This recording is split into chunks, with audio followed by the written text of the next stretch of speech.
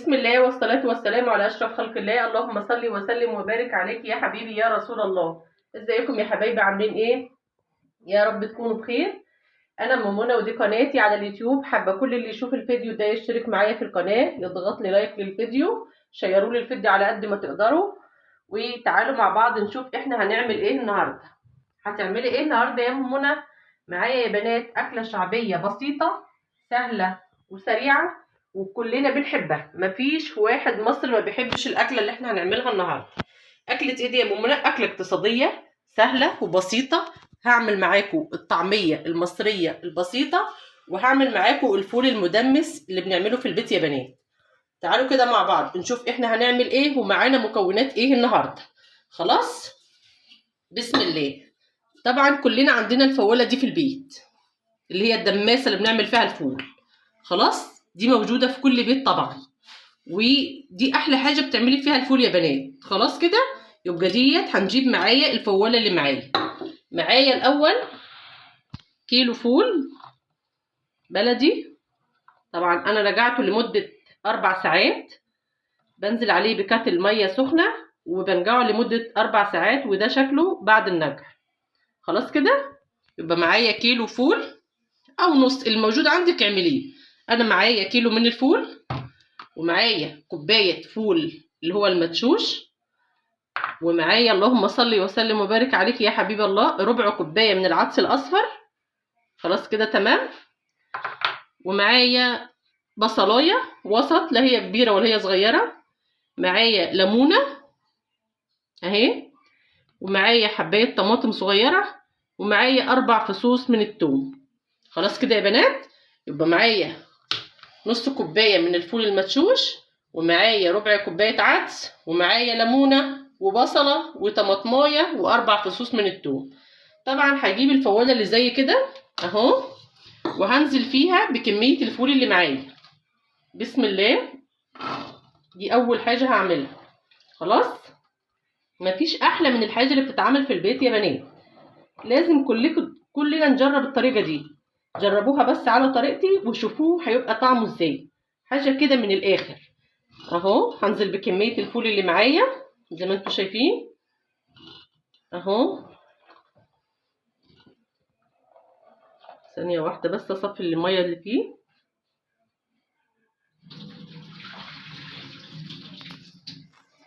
خلاص، انا نزلت كده بكميه الفول اللي معايا اهو.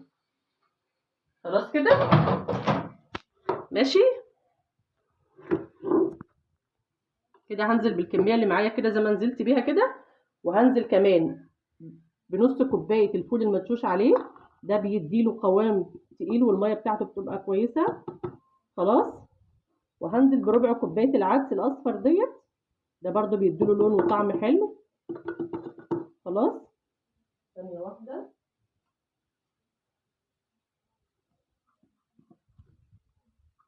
يبقى انا نزلت بنص كوبايه الفول المدشوش وربع كوبايه العدس، وهنزل بالليمونه والبصله والطماطمايه والاربع فصوص ثوم عليهم. تمام كده. خلاص لحد كده كويس. وهنزل عليهم بالميه المغليه يا بنات اهو. بسم الله الرحمن الرحيم اهو. هننزل عليهم بكاتل ميه مغلي كده.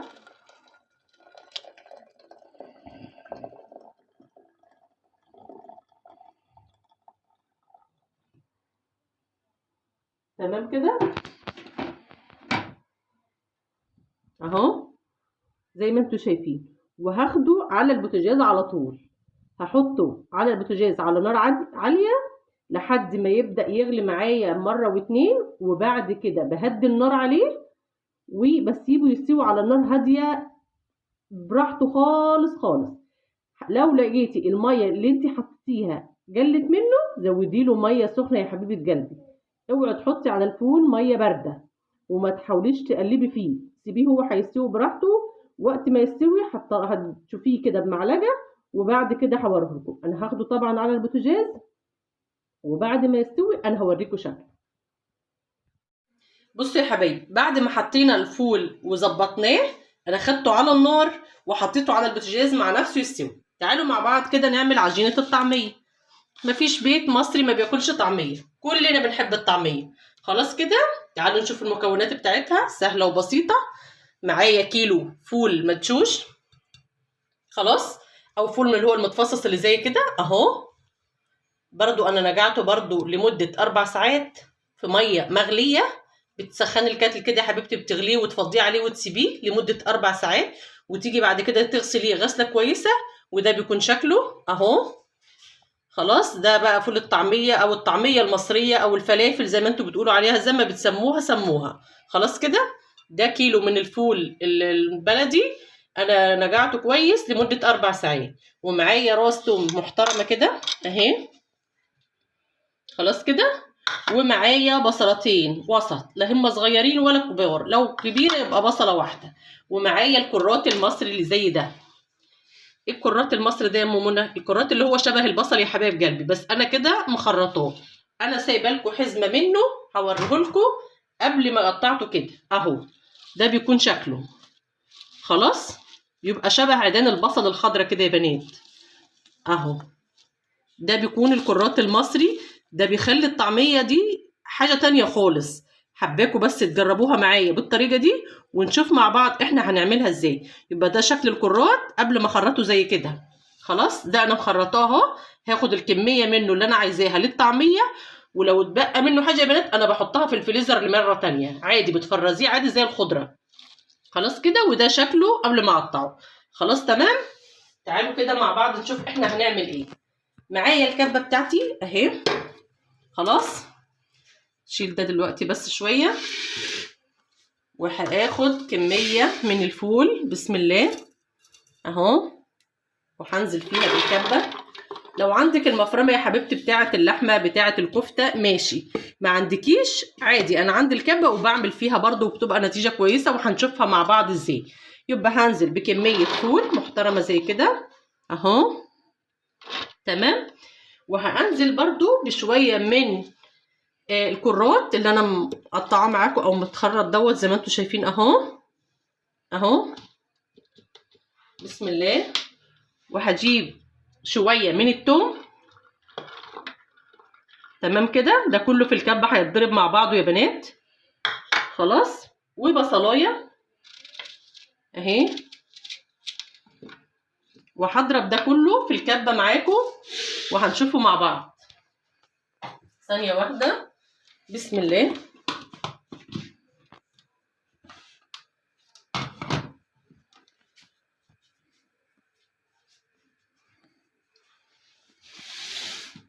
اهو بسم الله.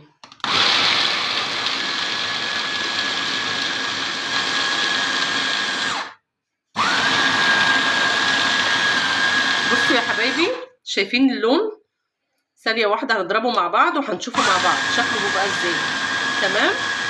اضربيه بقى ضربه كويس لحد ما يتفرم معاكي كده اهو. ثانيه واحده، بسم الله. نلم بس حراف الكبه كده. بصوا اللون، ولسه كمان ما اتفرمش كويس اهو. بسم الله ما شاء الله اهو.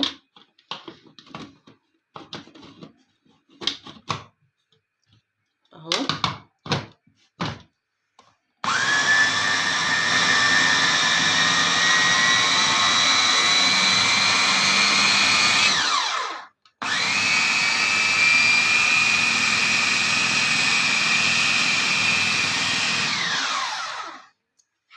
هتضربي فيه يا حبيبه قلبي كويس خالص.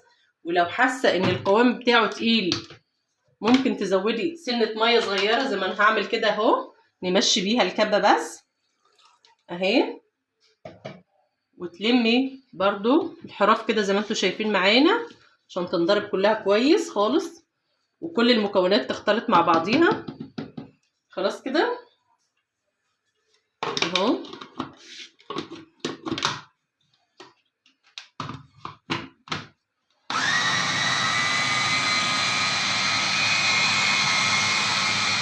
اهو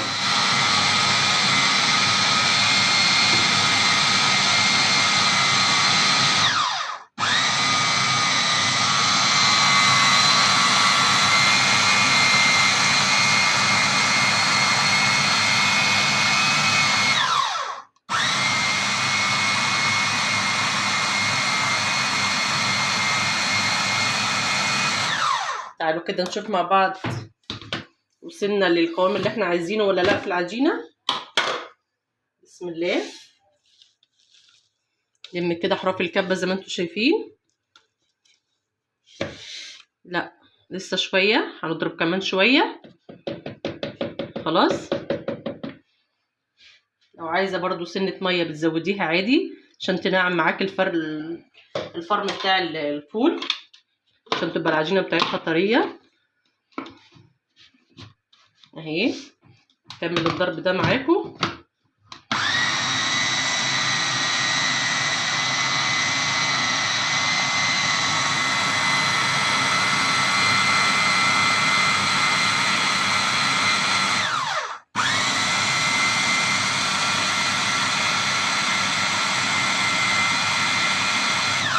حاولي يا حبيبه قلبي ما تكتريش في الكبه، على قد ما تقدري حاولي تحطي فيها كميه قليله خالص بحيث تفرم كويس وبحيث تحافظي على الكبه بتاعتك. خلاص. هنفرم ده كله كده مع بعضه عشان اوريكم القوام بتاعه اهو.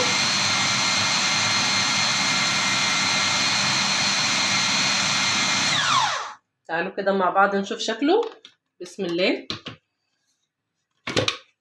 اهو. شايفين اهو؟ شفتوا اهو؟ عايزه تنعميها اكتر من كده حاولي تنعميها اهي اهي. شفتوا اللون؟ الله على الجمال. خلاص. جيب حاجه بس نفضي فيها.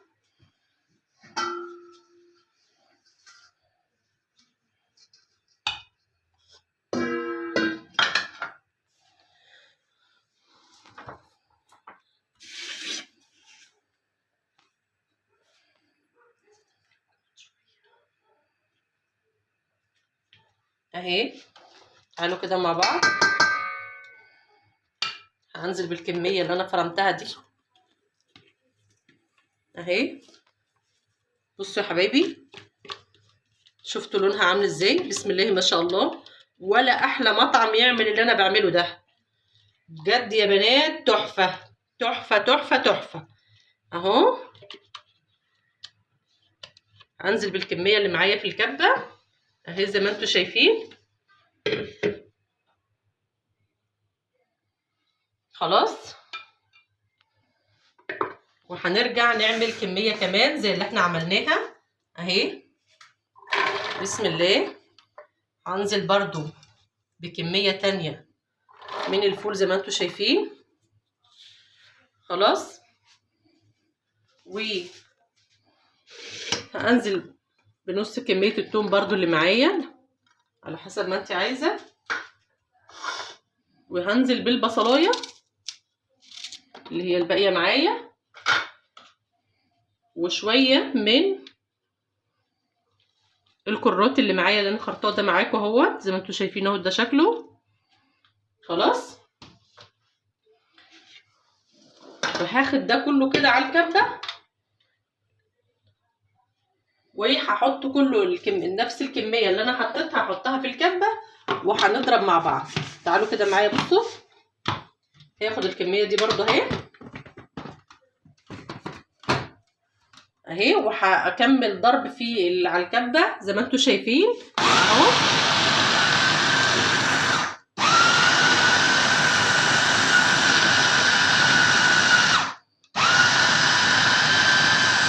انا هكمل الكميه كلها فرم زي كده يا حبايبي، وهرجع لكم عشان الفيديو ما يطولش عليكم.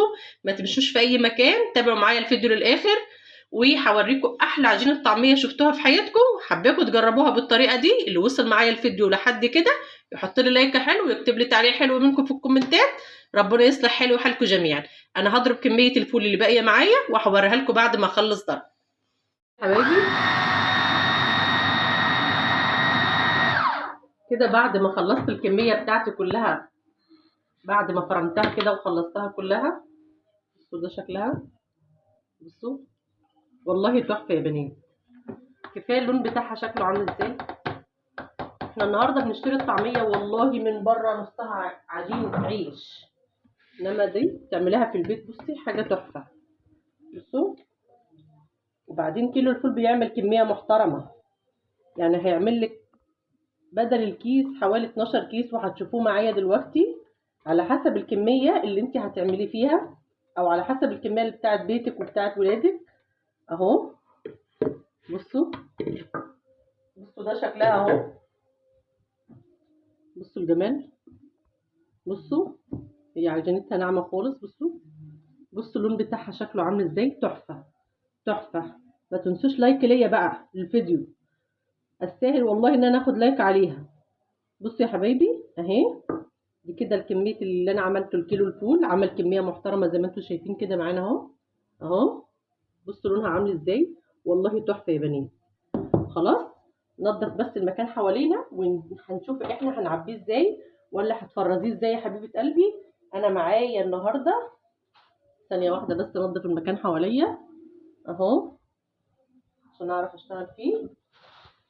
حابه تحطيه لو عندك العلب اللي زي دي حطي فيها، ما عندكيش عادي بنستخدم الكياس اللي هي بتاعه التلاجة العاديه خالص اهي زي كده، وهنعبي فيها الكميه اللي انت بتحتاجيها لاولادك، وعلى حسب كميه الاكل اللي انت بتعمليها لاولادك هتعبي فيها الكميه اللي انت عايزاها، وهنفرزوها مع بعض.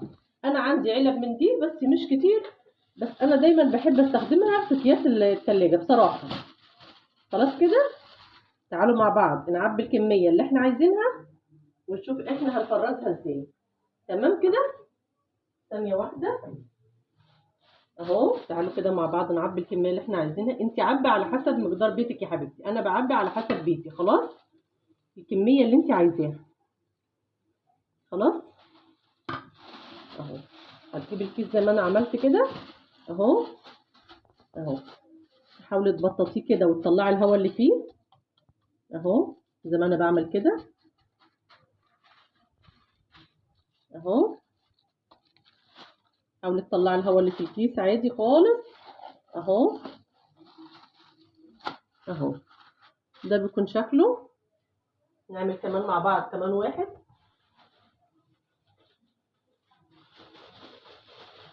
هتحطي برضو الكميه اللي انت عايزاها بسم الله اهو، على حسب اكلك يا حبيبه قلبي اعملي. خلاص كده اهو. ده بيكون شكله. طلعي بس الهواء من الكيس على قد ما تقدري اهو، وبططيه كده بحيث لما تطلعيه قبل ما تشتغلي بيه او قبل ما تجلي الطعميه يكون سهل معاكي اهو، ولا اسهل من كده يا حبيبه قلبي اهو. تمام. هعبي كمان واحد معاكم عشان بس الفيديو ما يطولش، وانا هكمل بقيه الكميه تعبيه وهوريها لكم بعد ما اخلص. هعبي ده كمان معاكم اهو. حط الكميه المناسبه اللي انت عايزاها. خلاص شوفي انت اكلك بيبقى كام واعملي عليه. بسم الله اهو، بسم الله ما شاء الله. حاجه كده والله يا بنات، بس جربوها بس الاول على الطريقه اللي انا عملت بيها وهتدعوا لي. وهنشوف كميه الكيلو الفول اللي معانا عمل كميه يعني قد ايه، وهنعمل منها فطار لكام يوم لو انت هتفطري كل يوم طعميه يعني. خلاص كده انا هكمل الكميه اللي معايا تعبيه وهوريها لكم بعد ما اخلص. تمام كده. بصوا يا حبايبي، وبعد ما خلصت تعبيه بقيت كميه العجينه بتاعه الطعميه. بصوا ده شكلها، بصوا تحفه والجمال، والله تحفه والله تحفه. بصوا ده العلب دي كانت عندي طبعا، لو عندك برضو منها عادي تعبي فيها عادي، بس انا بصراحه ما كانش عندي كميه تكفي العجينه كلها، فانا عبيت برضو في اكياس عادي زي ما انتم شايفين اهو. وده شكلها. بصوا كميه كيلو الفول اللي كان عندنا عمل لنا كام مره فول لو هتفطري كل يوم فول يعني بتاع طعميه اسفه. شفتي اللهم صل على سيدنا محمد. 2 4 6 7 اكياس، ومعايا 4 علب يبقى 11 مره. خلاص ده على حسب الكميه اللي انت بتعمليها، انا عامله على حسب كميه بيتي يا حبايبي. خلاص وده شكلها. هنجيب مع بعض صينيه زي دي، اي صينيه عندك تخش الفريزر عادي، وهناخد الكياس دي زي ما انتم شايفين كده اهي، وهنرصها حلو على الصينيه اهو بسم الله اهي لحد ما تتجمد في الفريزر.